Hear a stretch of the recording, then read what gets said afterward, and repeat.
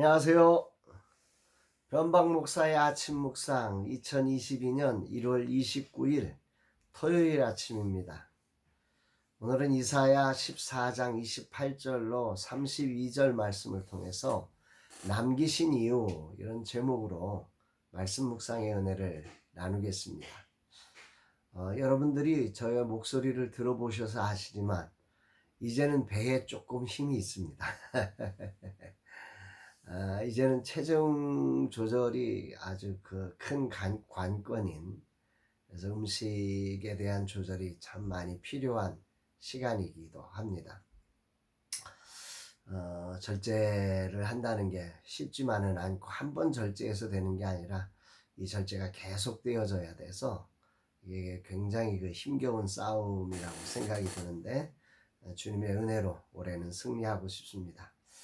주일을 준비하는 날이고 또 코로나로 3년째 가족들을 만나지 못하는 명절을 앞둔 날이기도 합니다. 떨어져 있는 가족들이 함께 만나고 부모와 자식, 형제들이 만나는 인간의 가장 기본적인 자리가 코로나로 인해서 3년째 막혀지고 있다는 게 너무 가슴이 아프고 안타깝습니다. 무엇을 위해서 도대체 이렇게 해야 되는가, 그런 생각도 해봅니다. 아니, 부모와 자식이 만나고 형제들이 만나는 이거를 도대체 뭐 때문에 우리가 이거를 하지 못하는 걸까? 라는 생각을 깊이 해보게 됩니다. 잘 이해가 되지는 않고 말입니다. 식당 가서 만날 사람 다 만나고 직장에서 만날 사람 다 만나는데 가족은 못 만나게 한다. 이게 정말 맞는 걸까? 정말 심각하게 한번 고민을 해보고, 이 세상이 지금 가정을 해체하기 위해서 이런 짓을 하고 있는 건 아닐까? 이 배후의 사단이 가족이라는 소중한 자리를 해치고 있는 무서운 음모를 갖고 있는 건 아닌가? 이런 생각을 해보게 됩니다. 오늘 어떤 말씀으로 인도하실까? 본문은 블레셋을 향한 심판의 예언이 나오고 있습니다. 특히 그 시점을 아하스 왕이 죽던 해라고 말씀하고 있는데요. 28절 보니까 아하스 왕이 죽던 해에 이 경고가 임하니라. 아하스 왕이 죽던 해, 죽은 다음에라는 개념이 아니죠. 죽던 해.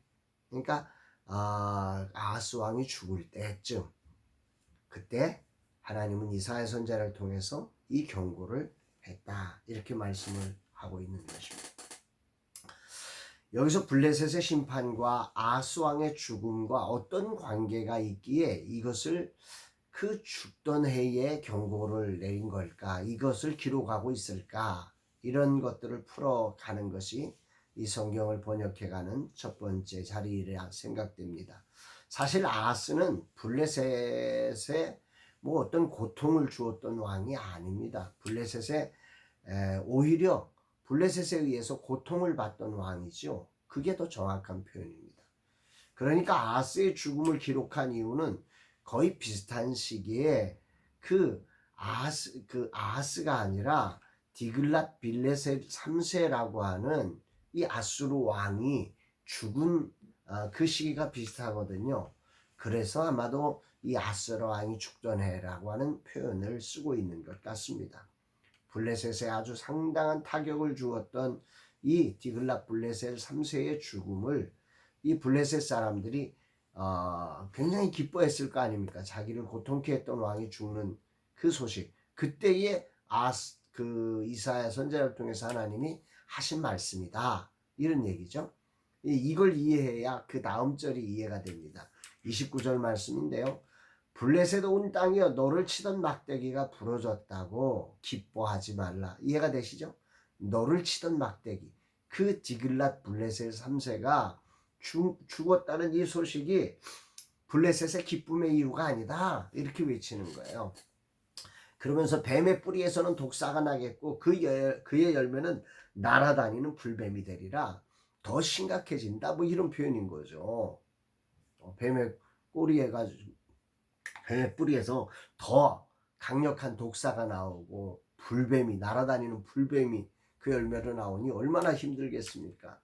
네? 기뻐하지 말아라. 너를 치던 막대기가 부러졌다고 기뻐하지 말아라. 그건 기쁨의 이유가 아니라 더 큰 심판의 이유다, 이렇게 말씀하고 있는 것입니다. 실제로 디글랏빌레셀의 사후 사르곤 왕은 아스돗을 치고, 이 블레셋의 도시죠. 5개 도시로 되어진 게 이제 블레셋 도시국가인데, 그 중에 그 아스돗을 치고 가사의 왕 카눈을 포로로 잡습니다.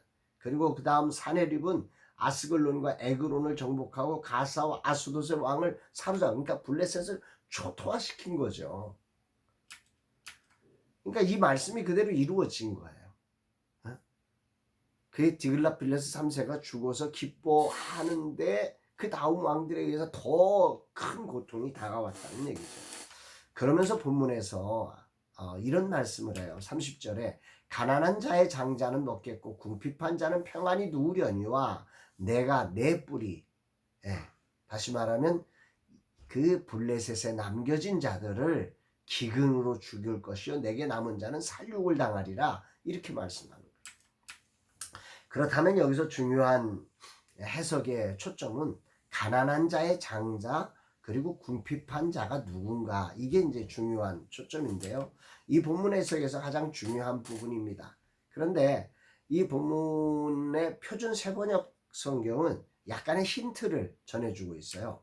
나의 땅에서는, 그러니까 나의 땅, 하나님의 땅에서는 이라고 하면 이건 하나님의 선택한 이스라엘을 말하는 거죠.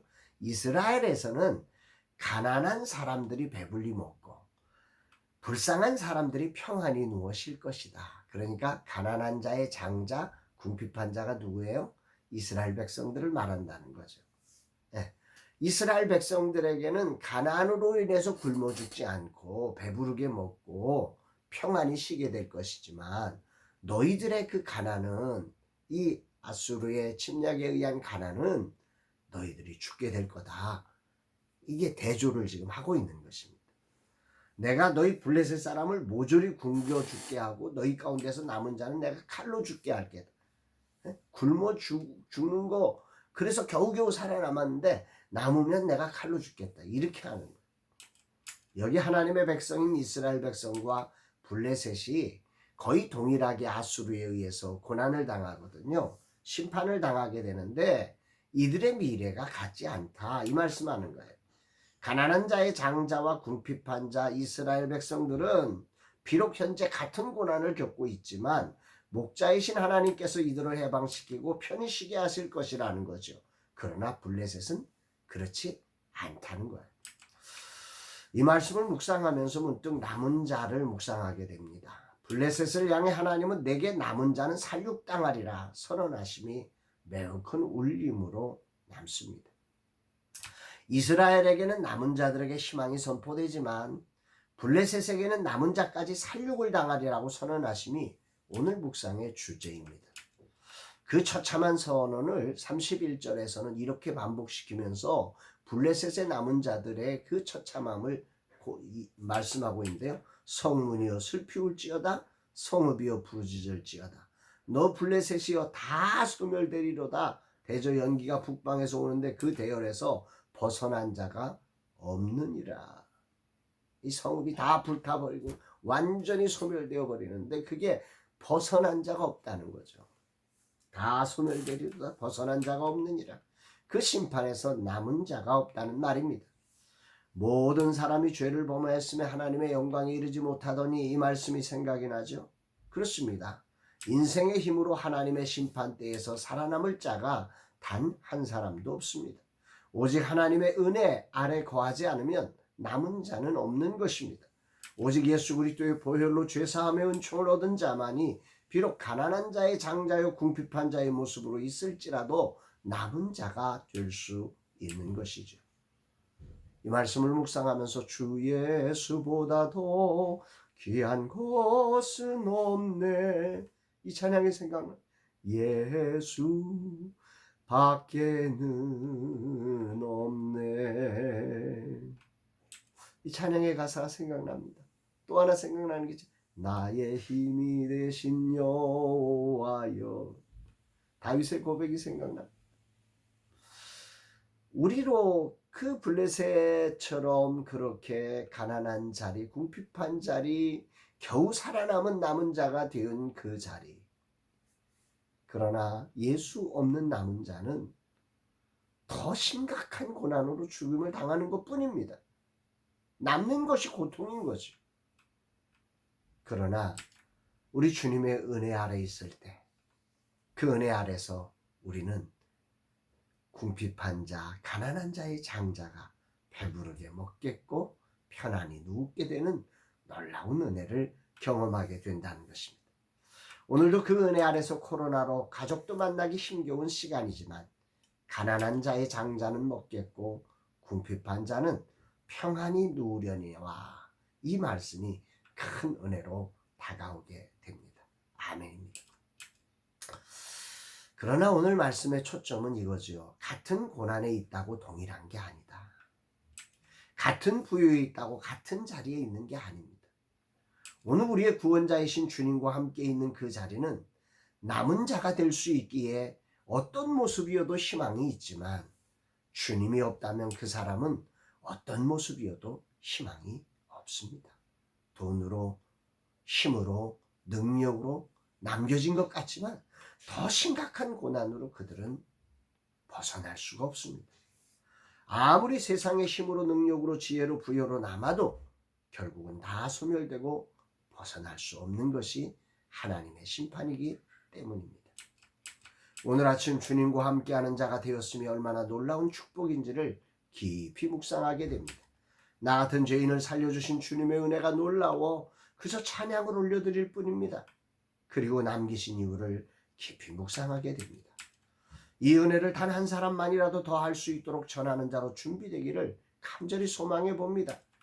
블레셋은 나쁜 놈들이 아니고 통쾌해야 할 대상이 아니라 그들은 이스라엘이 구원해야 할 사명의 자리였습니다. 내가 전하지 않으면 그들은 남은 자 없이 모두 그렇게 죽을 수밖에 없는 안타까운 백성임을 우리는 기억해야 합니다. 그럼에도 그들과 같은 레벨에서 겨우 자신만 건져지는 이스라엘이 된다면 그건 안 됩니다. 주님 블레셋과 아수르와 바벨론을 구원하는 이스라엘로 서는 자가 되게 하옵소서. 이 종을 붙들어 주옵소서. 주님 이 종을 은혜로 남아있게 하심을 감사드립니다. 그 남은 자로 세워 이제는 주변의 이웃들과 같은 레벨에서 살아가지 않고 그들을 향해 구원의 통로가 되라는 주님의 소망을 가슴에 품습니다. 주의 이 종을 사용하여 주시고 내가 전하지 않으면 저들이 죽습니다. 이 사실을 명심하여 주님을 전하게 하옵소서. 이런 고백을 합니다. 사랑하는 여러분, 명절을 앞두고 주일을 앞두고 여러분들을 남기신, 여러분을 구원하신 하나님의 은혜를 가슴에 안고 그 은혜를 전하는 저와 여러분이 되기를 주의 이름으로 축복합니다. 사랑합니다, 여러분.